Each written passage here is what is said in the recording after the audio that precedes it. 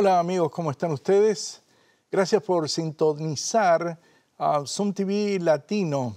Es un gusto de poder acompañarlos. Mi nombre es Daniel Escarone. Estamos culminando, y esta es la anteúltima de las presentaciones, la serie Es Cristiano el Catolicismo. Y hoy vamos a tocar un punto sensible, pero lo vamos a hacer con el ejercicio del tacto y el buen espíritu cristiano que nos anima, pensando no solamente en el hecho de que vuestro servidor fue un católico y monaguillo de joven, y me encuentro pensando en aquellas personas que se encuentran con algunas reflexiones e inquietudes que hoy trataremos de dilucidar. Hoy es uno de los temas sensibles, mencioné ya, y es el tema del culto a María o la mariolatría, como la llaman y la califican algunos teólogos contemporáneos expertos en las religiones comparadas.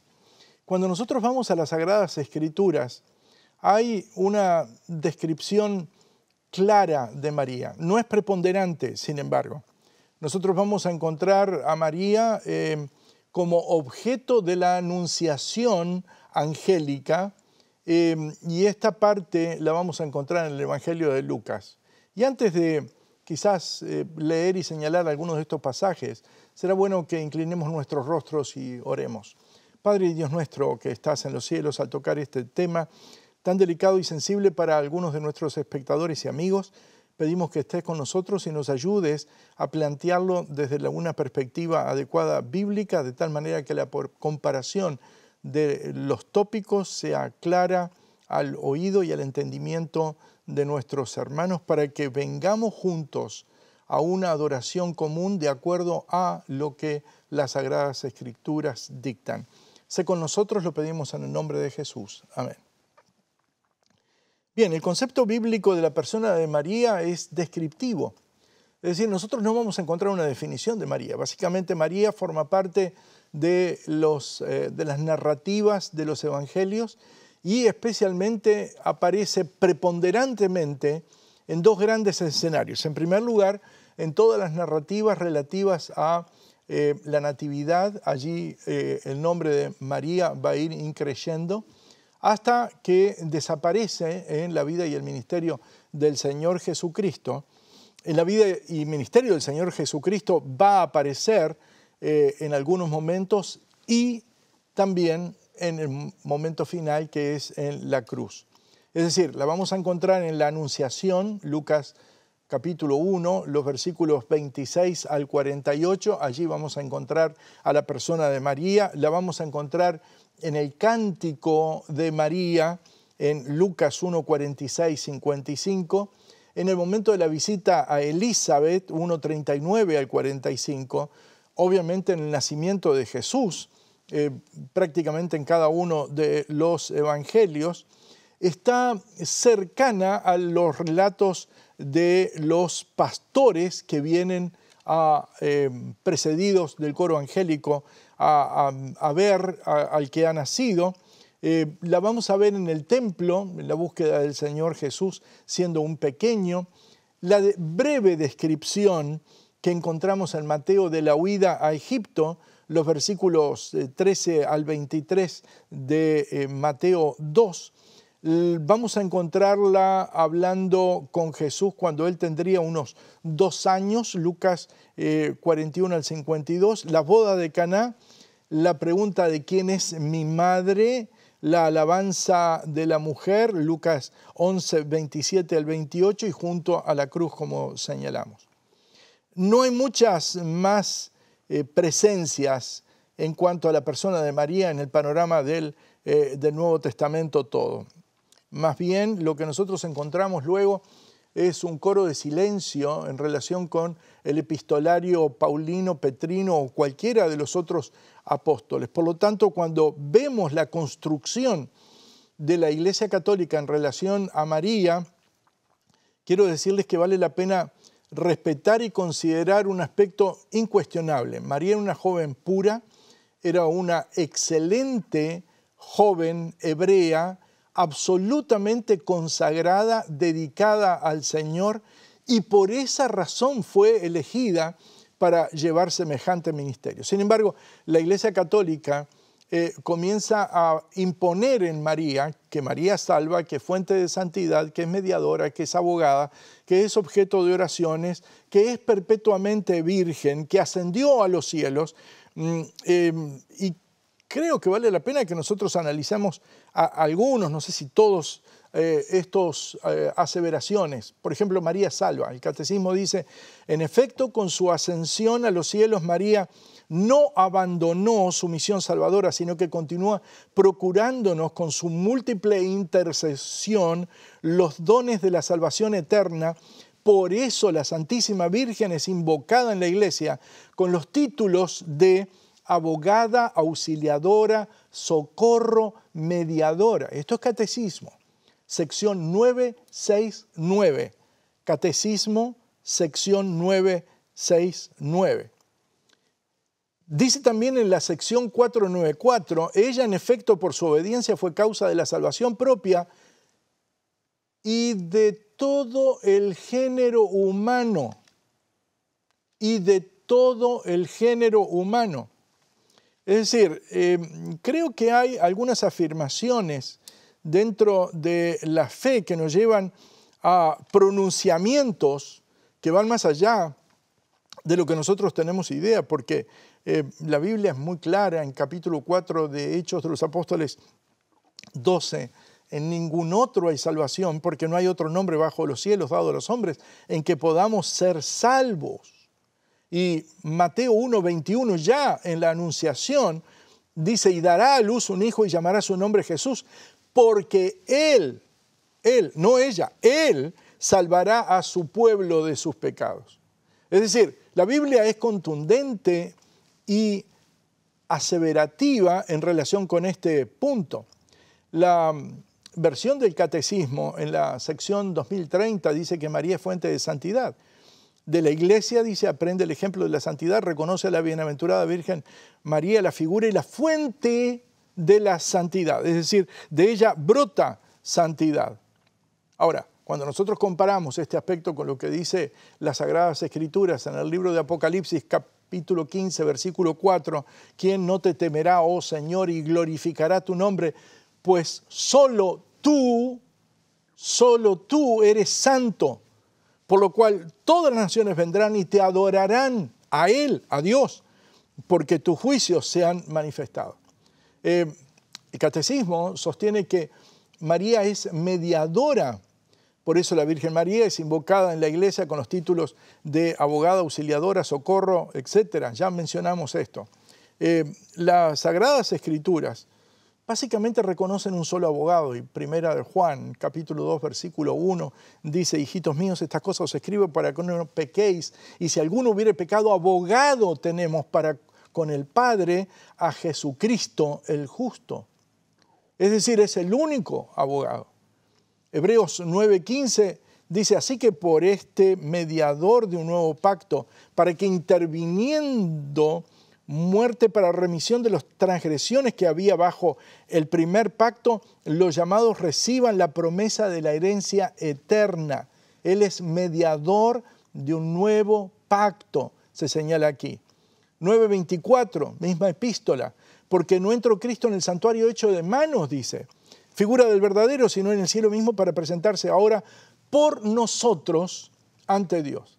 En ningún caso nosotros vamos a encontrar una descripción semejante hacia María cuando nosotros comparamos esto con las Sagradas Escrituras. María es objeto de oraciones, Catecismo 2677, pidiendo a María, dice, que ore por nosotros, nos reconocemos pecadores y nos dirigimos a la Madre de la Misericordia y a la Virgen Santísima.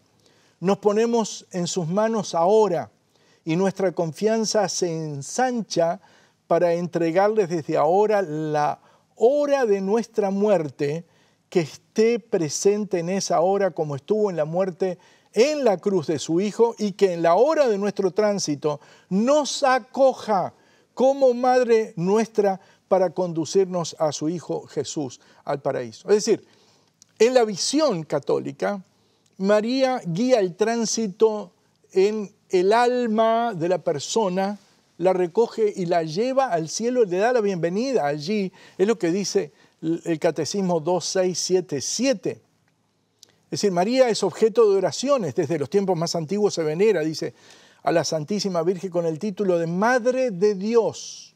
Vean ustedes el título. Bajo cuya protección se acogen los fieles suplicantes en todos los peligros y necesidades. También afirma el Catecismo en la sección 499, María, que fue virgen antes de concebir a su hijo, durante el embarazo, en el parto y después del parto.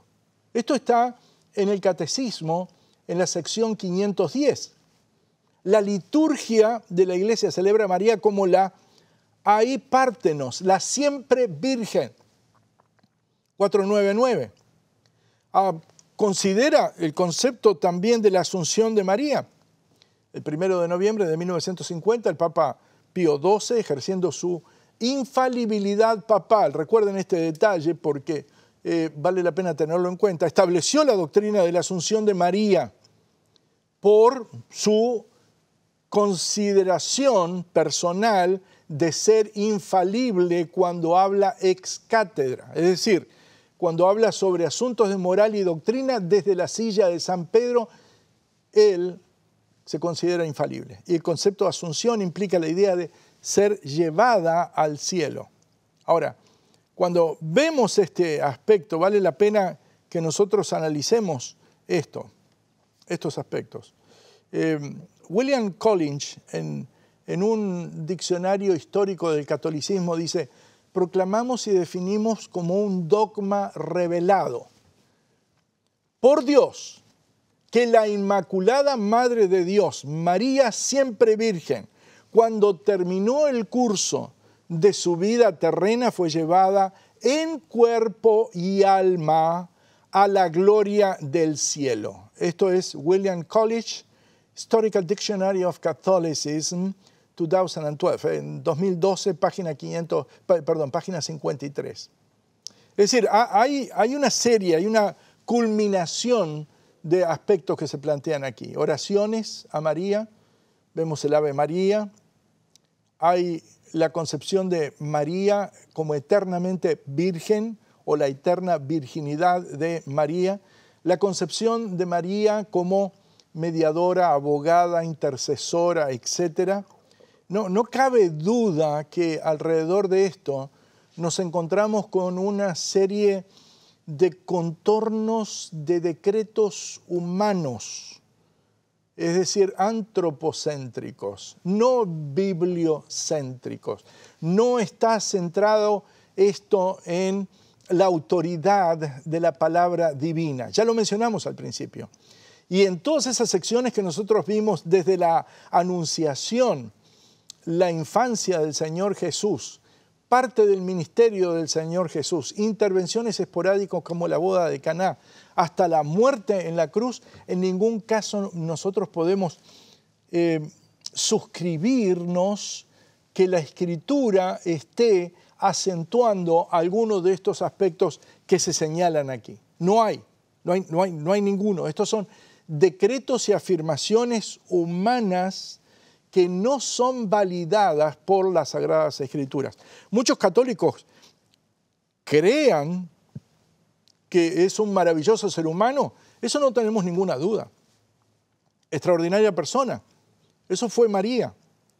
Pero ahora, de allí en adelante, a que luego de muerta haya ascendido a los cielos y llegue al cielo recién en 1950, después de haber muerto prácticamente 2000 años antes, nos huele a un problema que vale la pena dirimirlo y posiblemente la Iglesia tendrá que reflexionar más sobre este aspecto. Aquí hay tradiciones humanas, hay expresiones de un endiosamiento humano o un endiosamiento a lo humano que linda con la visión de distorsión de enseñanza bíblica no aprobada por ni los mandamientos ni por el Señor Jesucristo.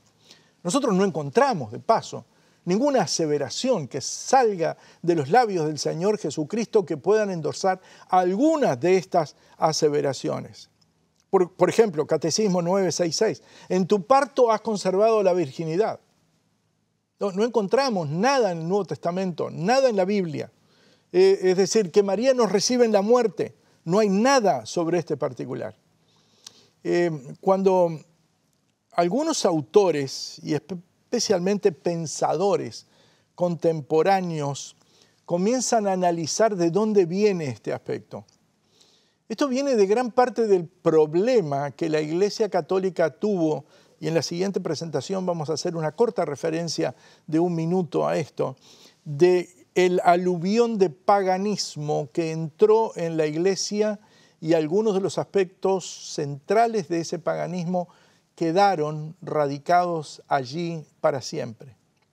Dice Stephen Benko en un libro escrito en 1993, The Virgin Goddess, Studies in the Pagan and Christian Roots of Mariology.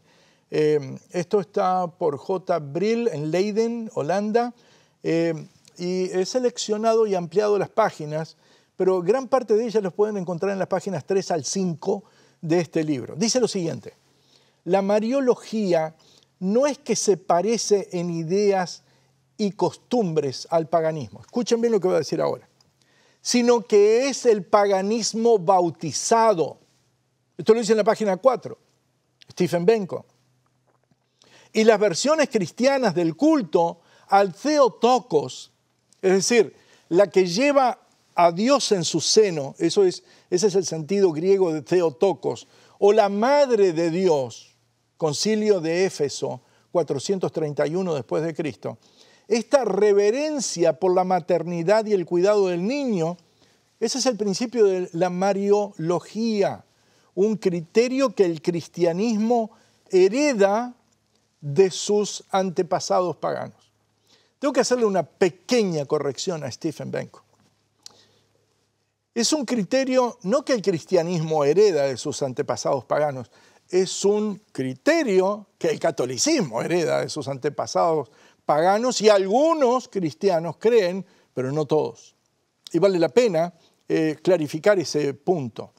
Cuando nosotros elevamos oraciones, no las debemos, según la Biblia, elevar a María. Es a Dios, solamente a Dios. Dice Salmos 55, 22, echa sobre Jehová tu carga, Él te sustentará, no dejará para siempre caído al justo. Salmos 86, 6, escucha, oh Jehová, mi oración, y está atento a la voz de mis ruegos. En el día de mi angustia te llamaré, porque tú me respondes. El Nuevo Testamento desconoce oraciones a María. El apóstol Pablo dice, por ejemplo, en Filipenses el capítulo 4, versículo 6, por nada estéis afanosos, sino sean conocidas vuestras peticiones delante de Dios en toda oración y ruego con acción de gracias. ¿A quién están dirigidas? A Dios, solamente a Dios. El concepto mediatorio nosotros no lo encontramos en las Sagradas Escrituras, digamos, adjudicado a María. Sí lo encontramos adjudicado al Señor Jesús. Más, cuando Él tuvo que anticipar, y básicamente, si ustedes abren sus Biblias en San Juan, el capítulo 14, van a encontrarse allí que hay una carga en el corazón del Señor Jesús. En poco tiempo Él habrá de partir, y en poco tiempo Él habrá de delegar a aquel grupo discipular a una suerte muy crítica, especialmente cuando Él muera en la cruz del Calvario. Entonces Él comienza a decir, no se turbe vuestro corazón. Es decir, que nada perturbe la paz del corazón de ellos. Creéis en Dios, creed en mí, en la casa de mi Padre muchas moradas hay. Y entonces recita toda una serie de elementos y presenta que ellos no quedarían solos, porque dice, y yo rogaré al Padre y os enviará otro Consolador, para que esté con vosotros para siempre. Y ese Consolador lo presenta como el Espíritu Santo. A los Parácletos. Ahora, deténgase allí un momento. Dice las Sagradas Escrituras, alguna vez, en alguna parte, en algún lugar, que María es otro Consolador o es el otro Consolador. No. Es decir, esto está básicamente en el entorno trinitario, porque dice, yo rogaré al Padre y Él os enviará otro Consolador.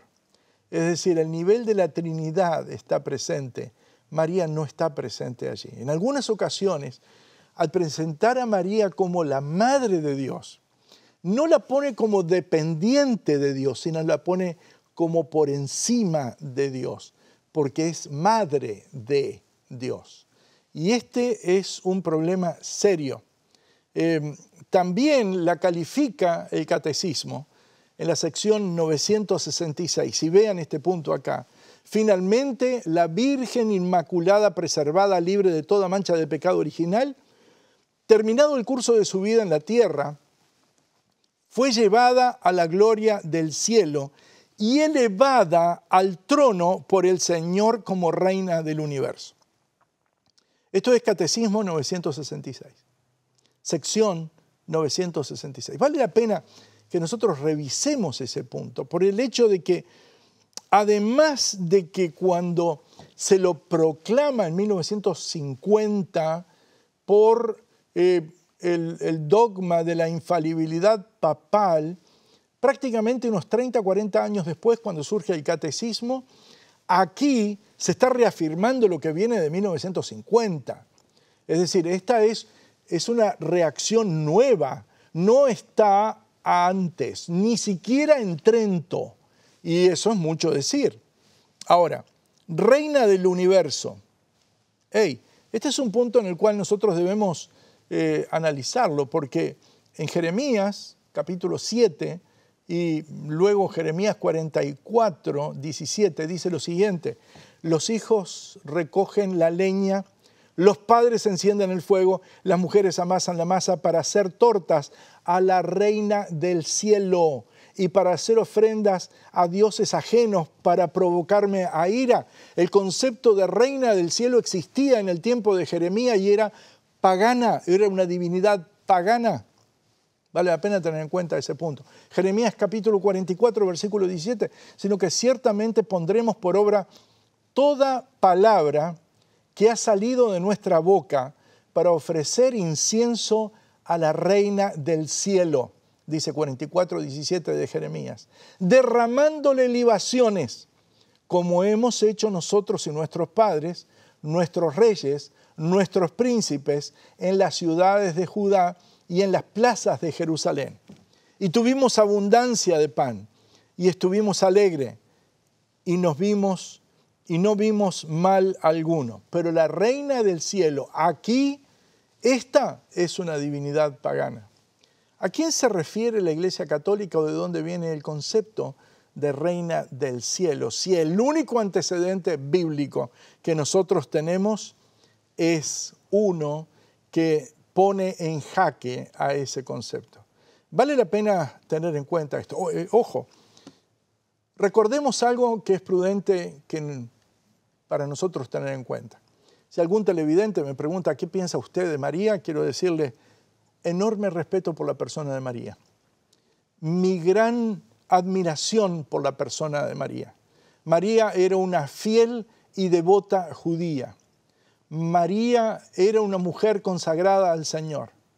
María era una observadora de los mandamientos de Dios, porque en ninguna parte de las Sagradas Escrituras, especialmente en la cronología de Lucas, cuando confluyen el capítulo 23 y 24, dice que ella se abstuvo de observar el mandamiento del sábado, incluso en la muerte de su hijo. No.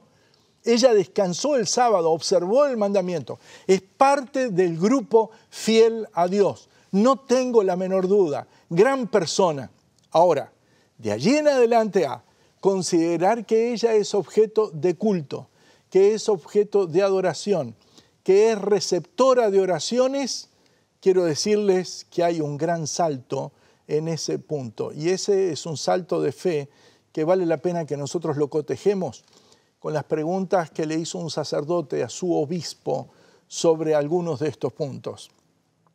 Estaba inquieto este sacerdote y se acercó al obispo y le dijo: mi señor, ¿quién es el que nos ha salvado en la cruz del Calvario y dio su vida en la cruz?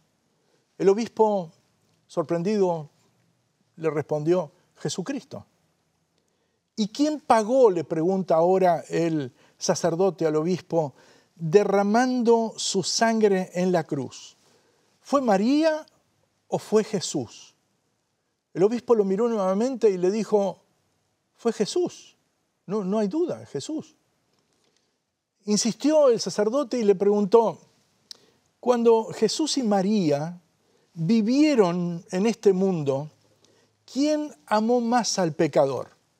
¿Fue María o fue Jesús? El obispo lo mira todavía con cierto asombro y le responde: Jesús, Jesús.